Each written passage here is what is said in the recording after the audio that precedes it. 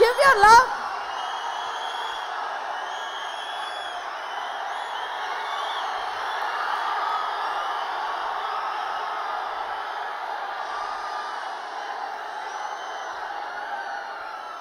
Thank you. Thank you. இந்த இட்லி கடை வந்து ரொம்ப சென்டிமெண்டலான ஒரு பேர், டைட்டில் மட்டும் இல்லை. இதுக்கு முன்னாடி சென்னையில் மிஸ்டர் தனுஷ் பேசும்போது சொன்னார், ஒரு 4 இட்லி வாங்கி சாப்பிட்றதுக்கு அவரும் அவருடைய சகோதரிகளும் நம்ம பூ போல் இட்லின்னு கேள்விப்பட்டிருப்போம். ஆனால் இவர் பூ பறித்து அதை கொண்டு போய் விற்று அதில் வந்து இட்லி சாப்பிட்டதாக. இந்த மாதிரி எல்லாருக்குமே ஒரு கதை இருக்கும். எனக்கும் அந்த மாதிரி, நான் சின்ன வயசில் ஒரு 3ஆம் கிளாஸ் படிக்கும்போது எங்கள் தெருவில் ஒரு ஆயா இருப்பாங்க, அவங்க இட்லி சுடுவாங்க. அங்கே அந்த இட்லி வந்து ரொம்ப சீக்கிரமாக காலி ஆகிடும். காலையில் அவங்க 6:30 மணிக்கு கடை திறந்தாங்கன்னா 7:30 மணிக்கே கடை தீர்ந்து போயிடும். அதுக்காக நாங்கள்லாம் என்ன பண்ணுவோன்னா, காலையிலே சீக்கிரமாக போய் அங்கே க்யூவில் நிற்போம். ஒரு தட்டு எடுத்து வச்சுட்டு போய் க்யூவில் நிற்போம். அங்கே வந்து 5 அணாவுக்கு 6 இட்லி கிடைக்கும். 5 அணா இங்கே உள்ளே போயிட்டாங்களா? சரி, 5 அணாவுக்கு 6 இட்லி கிடைக்கும். அதுக்கு போனி பண்ணுறதுக்காக நாங்கள் 1/2 மணி நேரத்துக்கு முன்னாடி போய் நிற்போம். அந்த மாதிரி இந்த இட்லி கடை 1ஆம் தேதி தான் திறக்க போகுது. ஆனால் 1ஆம் தேதி திறக்க போகிற இட்லி கடைக்கு அதை போனி பண்ணுறதுக்காக இப்போவே வந்திருக்கிற போனி கப்பூர்கள் எல்லாருக்கும் என்னுடைய வணக்கம். மிஸ்டர் தனுஷ் வந்து நீங்கள் என்னவா இருக்கிறது உங்களுக்கு பிடிச்சிருக்குன்னு கேட்கும்போது அவர் சொன்னார், டைரக்டராக இருக்கிறத விட, நடிகராக இருக்கிறத விட ஒரு அப்பாவாக இருக்கிறது தான் எனக்கு பெருமையாக பார்க்குறேன் அப்படின்னு சொல்லி சொன்னார். அவர் வந்து அவருடைய குழந்தைகளுக்கு மட்டும் அப்பா இல்லை. இந்த ட்ரெஸ் எல்லாம் பார்த்தீங்களா, எனக்கு அருண் விஜய்க்கெல்லாம் பயங்கர பந்தாவாக நாங்கள் வந்துடுவோம். ஒரு அப்பா என்ன பண்ணுவார்னா, தன்னுடைய குழந்தைங்களுக்கெல்லாம் நல்ல ட்ரெஸ்ஸை வாங்கி கொடுத்துட்டு அவர் மட்டும் ரொம்ப சாதாரணமான ஒரு ட்ரெஸ் போட்டிருப்பார். இந்த ட்ரெஸ் எல்லாம் தனுஷ் கம்பெனியில் தான் வாங்கி கொடுத்தாங்க எனக்கு, பந்தாவா வாங்கன்ட்டு.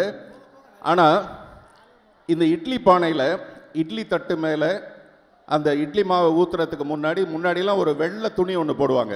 நல்ல மல் கிளாத்து, தும்பப்பூ மாதிரி இருக்க ஒரு வெள்ளை கிளாத்து ஒன்று போடுவாங்க. அந்த கிளாத்தில் ஒரு 6 மீட்டர் வாங்கி அதில் 4 மீட்டரில் வேஷ்டி சத்திக்கிட்டு 2 மீட்டரில் சட்டை தைச்சிக்கிட்டு ஒரு மாலை, அந்த மாலை கூட அவருடைய தாத்தாவுடைய மாலையை பாட்டிக்கிட்ட போய் தாத்தான்னு கேட்டு வாங்கி அந்த மாலையை போட்டுக்கிட்டு, இப்படி ஒரு சிம்பிளான ஒரு மனிதர். இவர் யாருன்னு கேட்டால் இங்கே மட்டும் இல்லை, தமிழ்நாட்டில் மட்டும் இல்லை, உலகம் பூரா புகழ்பெற்ற பிரசித்தி பெற்ற ஒரு நடிகர். இவ்வளவு சிம்பிளாக இருந்து இந்த வெள்ளை வேஷியில் வந்து என்ன பண்ணுறாருன்னா, எல்லாருடைய மனசையும் கொள்ளையடிச்சிட்டு போயிடுறாரு. இந்த ட்ரெஸ் எல்லாம் அப்படியே டோட்டலாக வேஸ்ட்டாக போயிடுது. நான் வந்து மதுரை மீனாட்சி அம்மனை பற்றி ஒரு கவிதை எழுதியிருந்தேன். அந்த கவிதை வந்து, மதுரையில் மீனாட்சி தான் அழகு, மதுரையில் மீனாட்சி தான் அழகு, பெண்ணே பிரகாரத்தில் நீ இல்லாத போது. அதாவது அந்த பொண்ணு அழகாக இருக்கிறா, மதுரை மீனாட்சி அம்மனை விட அழகாக இருக்கிறா அப்படின்னு சொல்லியிருந்தேன். அந்த மாதிரி இந்த தேசிய விருது எப்போ மற்றவங்களுக்கு கிடைக்கும்னா, தனுஷோட படம் அந்த தேசிய விருது பட்டியலில் இல்லாதப்போ மட்டும்தான் மற்ற நடிகர்களுக்கு தேசிய விருது கிடைக்கும்.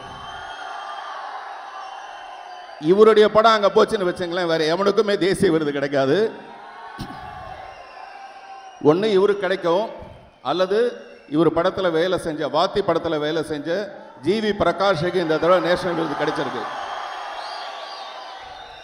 அதனால் தேசிய விருது பெற்ற ஜிவி பிரகாஷுக்கு நம்ம எல்லாம் ஒரு தடவை ஜோராக கை தட்டுவோம். இன்றைக்கி வரல அவர்.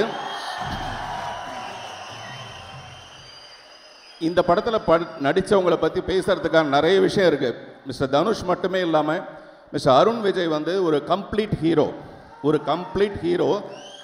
இந்த படத்தில் ஒரு வில்லனாக நடிச்சிருக்காரு. அது வந்து அவருடைய பெருந்தன்மை. அவரை பற்றி ஏற்கனவே ஒரு மேடையில் நான் பேசிட்டேன் போதுமான அளவுக்கு. இந்த ஆம்பளைங்களை பற்றி நிறைய பேசுகிறது எனக்கு பிடிக்காத ஒரு விஷயம், அதனால் சாரி அருண். அப்புறம் நண்பர் இளவரசர் வந்திருக்காரு. அவர் வந்து இவ்வளோ பெரிய நடிகர்னு தெரியாமல் அவர் கேமராமேனாக நடிச்சிட்டு இருந்தார். கொஞ்ச நாளைக்கு கேமராமேனாக நடிச்சிட்டு இருந்தார். அவர் சபாஷ்னு ஒரு படம், அந்த படத்தோட டைட்டிலே அவருடைய ஃபோட்டோகிராஃபியை பார்த்து தான் அந்த டைட்டிலே வச்சுருப்பாங்க. அதே மாதிரி இந்த படத்தில் ராட்சசி ஒருத்தி நடிச்சிருக்காங்க, நித்யா மேனன். அவங்க வந்து நல்லா நம்ம மதுரகார பொண்ணு மாதிரி, கொஞ்சம் பூசின மாதிரி, அழகான முகத்தில் மஞ்சள் பூசின மாதிரி ஒரு அழகான பொண்ணாக இருப்பாங்க. அந்த மாதிரி இன்னொன்று யார், ஷாலினி பாண்டேன்னு ஒருத்தவங்க. இந்த மாதிரி நிறைய பேர் இந்த படத்தில் நடிச்சிருக்காங்க. உங்களுக்கு இது ஒரு பெரிய சிறப்பான ஒரு விருந்தாக இருக்க போகுது இந்த படம். இந்த படத்தில் நானும் ஒரு சின்ன போர்ஷன் கலந்துட்டுருக்கேன், நடிச்சிருக்கேன்றது எனக்கு ரொம்ப சந்தோஷம். இந்த படத்தில் வேலை செய்யும்போது தனுஷ் சாரை வந்து நான் ரொம்ப ரசித்தேன். ஒரு டைரக்டராக ரொம்ப ரசித்தேன். நான் இதை 2-3 தடவை சொல்லிட்டேன். ஆனால் எனக்கு தெரிஞ்சு நான் கிட்டத்தட்ட 35 வருஷமாக இருக்கேன். டைரக்டர்ஸ், பெரிய பெரிய டைரக்டர்ஸ் யாருமே டப்பிங்க்கு வர மாட்டாங்க. டப்பிங்க்கு வர டைரக்டர்ஸ் ரொம்ப கம்மியாக தான் இருப்பாங்க. தனுஷ் சாரை வந்து நான் டப்பிங்கில் பார்த்தேன். ஒரு படத்தில் ஒரு 25% ஆஃப் த குவாலிட்டியை டப்பிங்கில் சரி பண்ண முடியும். அந்த மாதிரி டப்பிங்கில் கூட விடாமல் இந்த படத்தோட எந்த பகுதியிலையும், இன்னும் சொல்லப்போனால் அந்த இட்லி கடைன்ற அந்த சிம்பிளிசிட்டியான அந்த எழுத்து உட்பட அவர் செலக்ட் பண்ண ஒரு விஷயம். அதனால் இந்த படம் ஒரு மிகப்பெரிய வெற்றி அடைய என்னுடைய மனப்பூர்வமான வாழ்த்துக்கள்.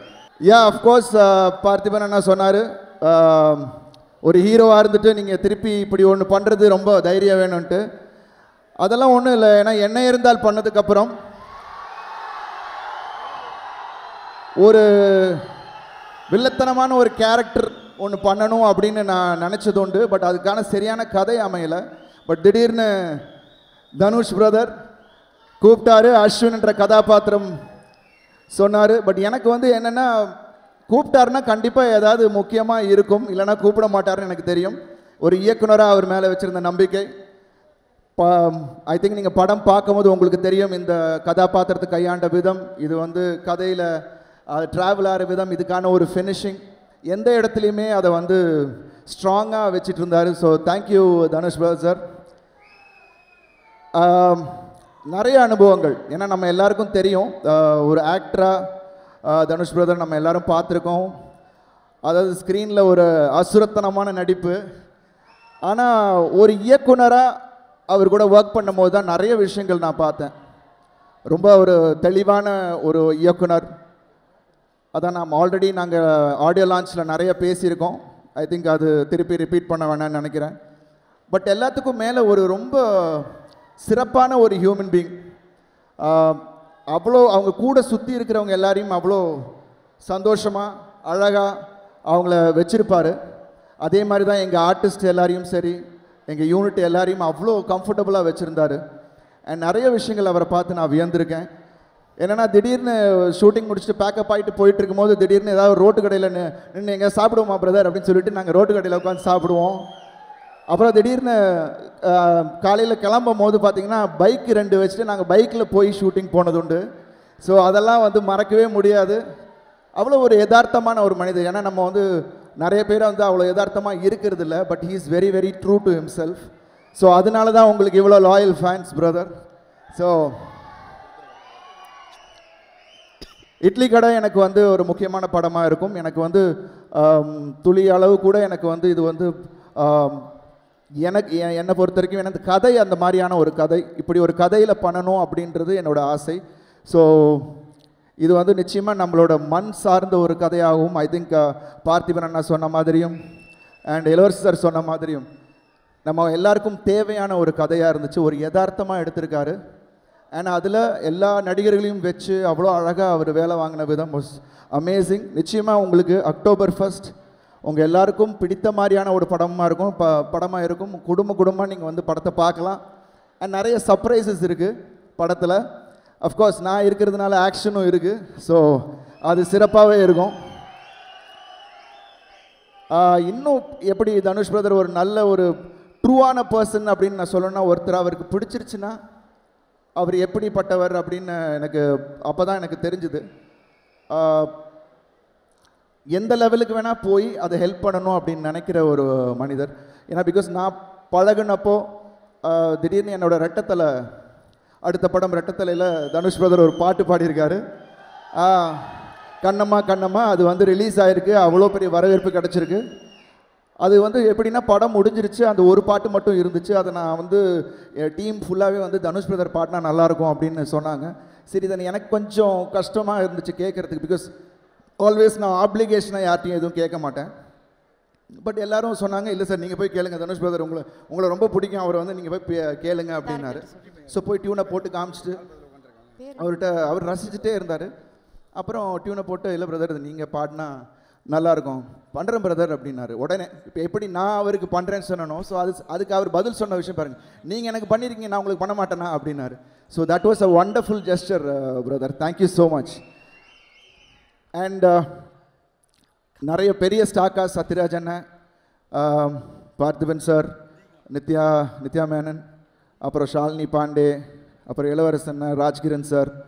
ஸோ அந்த மாதிரி நிறைய பேர் கூட புதுசாக ஒர்க் பண்ணக்கூடிய ஒரு வாய்ப்பு தனுஷ் சார் மூலிமா எனக்கு இந்த படத்தில் கிடச்சிது. அண்ட் ரொம்ப நல்ல அனுபவம், நிறைய விஷயங்கள்.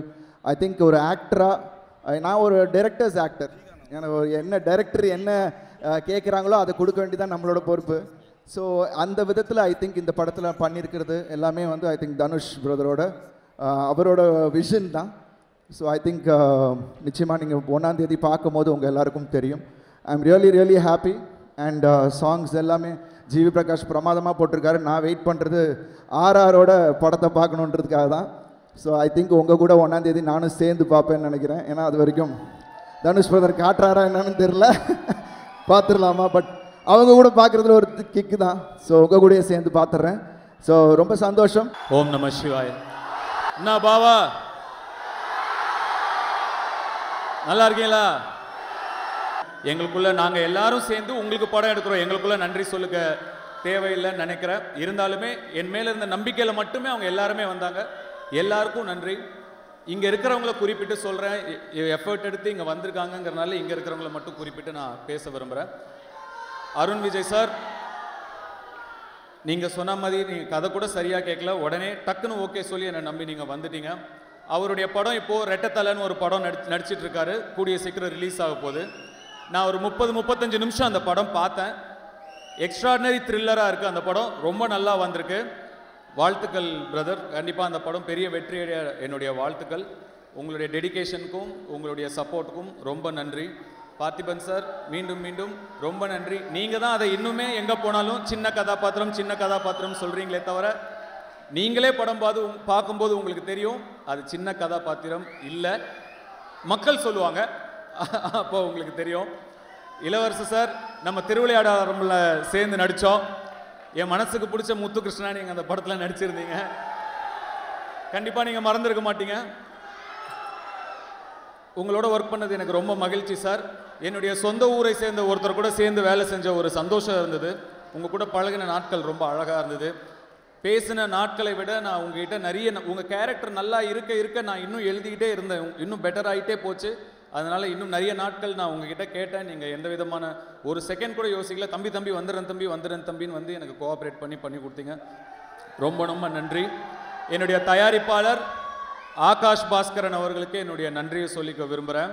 என்னுடைய ரசிகர்கள்லாம் என்னுடைய படத்தை எப்படி ப்ரொமோட் பண்ணணும்னு இவ்வளோ நாள் ஆசைப்பட்டாங்களோ, அவர் அதை பண்ணி கொடுத்துருக்காரு. உங்களுக்கு நீங்கள் எல்லாம் சந்தோஷப்படுற அளவுக்கு இந்த படத்தை அவர் ப்ரொமோட் பண்ணி கொடுத்துருக்காரு. அதுக்காக உங்கள் சார்பாக ஆகாஷ் பாஸ்கருக்கு நான் நன்றி சொல்லிக்கிறேன். என் சார்பாகவும் நன்றியை சொல்லிக்கிறேன். இந்த படத்தை வெளியிடுற இன்பன் உதயநிதி, அவர் எனக்கு குழந்தையிலேருந்து தெரியும். இன்றைக்கி அவருடைய பேரே வருது, இன்பன் உதயநிதி வழங்கும்னு பார்க்கும்போது ரொம்ப மனசு சந்தோஷமாக இருக்குது. அவருக்கும் என்னுடைய வாழ்த்துக்களை தெரிவிச்சுக்கிறேன். மதுரை மக்களுக்கும் மதுரை ரசிகர்களுக்கும் என் ரசிகர்களுக்கும் மீண்டும் கோடான கோடி நன்றிகளை சொல்லிக்கிறேன். ஐயா, என் வாழ்க்கையே அதுதான். சுனாமிலேயே ஸ்விம்மிங் போட்டுக்கிட்டே தான் இருக்கேன். 16 வயசில் கேமரா முன்னாடி வந்து நிற்கும் போது இதெல்லாம் ஒரு மூஞ்சியான்னு கேட்டப்போ நான் போட ஆரம்பித்த ஸ்விம்மிங் தான். இன்னும் ஸ்விம்மிங்கை போட்டுக்கிட்டு தான் இருக்கேன். கொஞ்சம் சேட்டை பிடிச்ச பையன் தான் நான். பாத்தீங்களா? சின்ன வயசுல. ஆனால் என்னுடைய அண்ணா தான் இன்னும் ரொம்ப சேட்டை பிடிச்ச பையன்.